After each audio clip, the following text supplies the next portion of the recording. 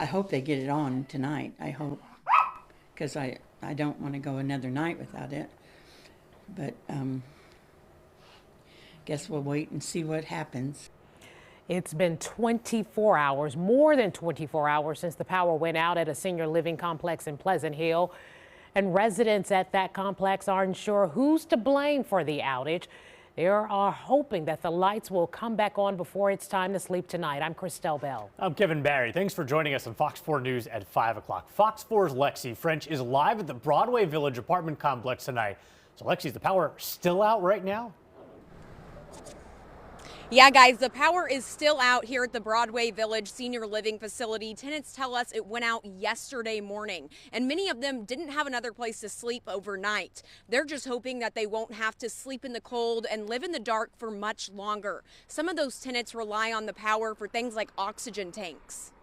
Because my tank is empty and brought me, this runs on electricity, so they had to bring me, these tanks, but I can't I'm worried about using them because once they're gone, they're gone. Many Broadway Village tenants like Linda Glaze slept in the cold last night and have now lost all of the food in their refrigerators. Most people get their checks and go get groceries and stuff, and the refrigerator is full with food, and now the food's no good. Are they going to get reimbursed for the food? Residents tell us this is not the first time they've lost power for an extended amount of time. In June of 2022, the same thing happened. I just happened to see them because they had flashlight, and they were Evergy, and there was about 3 truckloads, and they were just standing there looking at the pole, but they didn't do anything. And I said, that's not our problem. I'm sorry.